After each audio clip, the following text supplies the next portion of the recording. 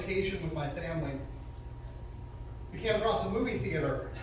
I was 7 and my sister was 5, and I'll never forget my dad looking at the marquee and saying, well, they're playing Total Recall, but it's rated R.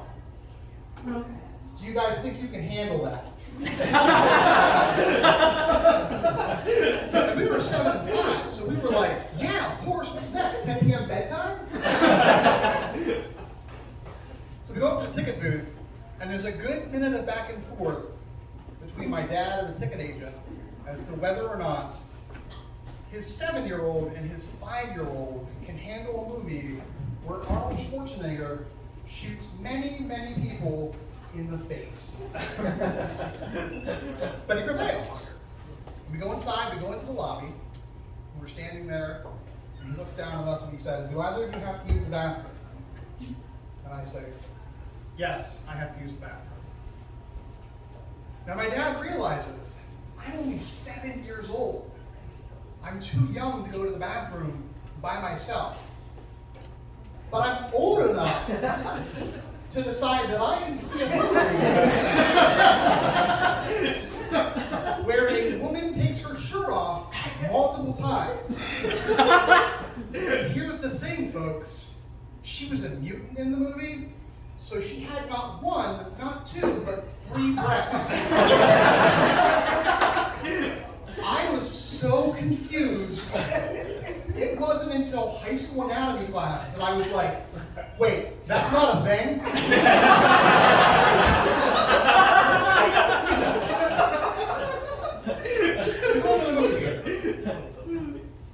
We get our seats, the lights go down, the movie starts up, and I can immediately tell this movie is going to be a banger. The music is amazing. The credits. Look, I'm not trying to belabor a point here, okay? But if I had died in that moment, according to the Catholic Church, I would have immediately ascended to heaven because I had yet to reach the age of reason. But I could decide that I could see a movie where a man's arms get cut off by an elevator.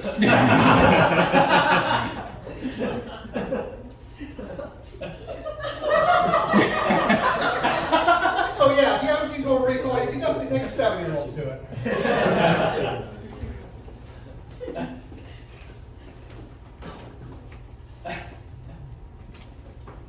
Another early childhood memory, one that's contextual. Trick-or-treating. I remember one house, one year, I saw a house that I was just so excited about. I knew it was this house was going to be the house. And I think you all know what I'm talking about. The full-size candy bar. Woo!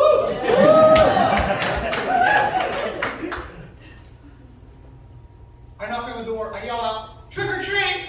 And the guy gives me wax lips. I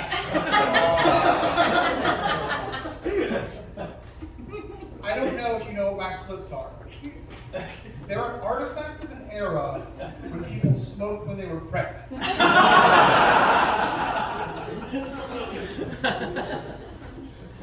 It's paraffin wax shaped like a large set of lips. You might say comically large. And if you put them in your mouth, ho ho, it looks like you've got really big lips. That's it. That's the whole thing. Oh wait, sorry. They do have cherry flavoring on them, which probably causes cancer in lab. I did a little research, as I am wont to do, and I found out that wax lips are made by the Tootsie Roll Corporation, makers of such garbage candy as Tootsie Roll Pops. There is nothing worse than biting into a sucker and going, "Cool."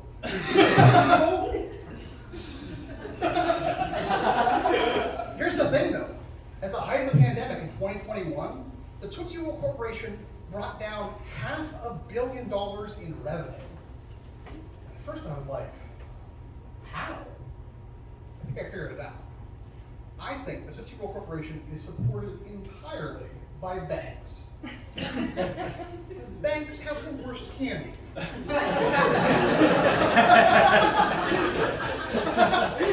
I get it, don't order fish in the steakhouse, but I mean, come on. So anyways,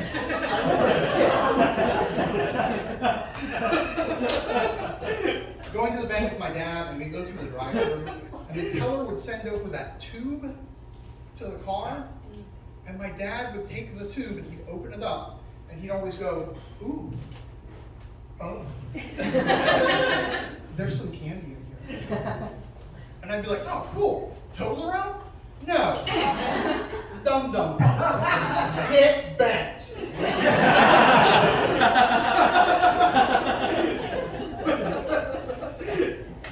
Banks are just cheap in general, though. Like, you can bring your dog to the bank, and they will bring your dog a treat. But the treat is always a milk bone, the most inferior of treats known to man and dog. I have given many a dog the milk bone treat, and I always get the same reaction. I'm like, do you want a treat? And they start to wag and wiggle, and I throw it down on the ground. They run up to it, and they sniff it, then they stop wiggling, then they just look at you.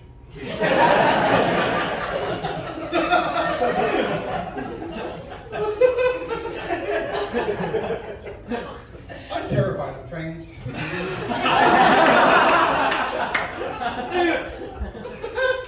The reason that I'm so scared of trains is because they're so big and they're so loud. Like, I'll be on the platform and the train pulls up, and it always makes that noise, you know? And then I look at it, and I'm just like, why?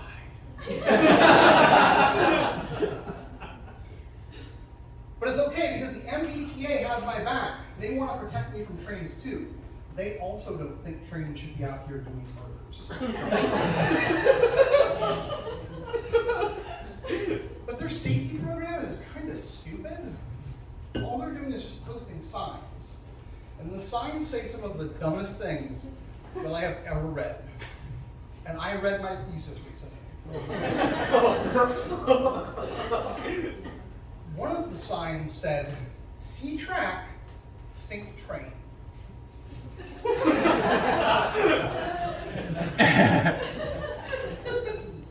Presented without argument. No, but seriously, like, I don't think anybody has ever seen a train track and thought anything other than train. Like, unless they're high on peyote, you know, and they're just like, oh, cool ladder.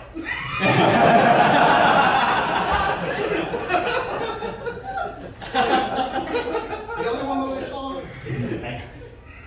tracks are for trains. That's it. The MBTA had one job, and that was to protect people. And what did they do? They stole a children's cereal slogan. Tracks are for trains. What slogan are they going to steal next? Boston trains. They're magically dangerous. Thank you so much, guys.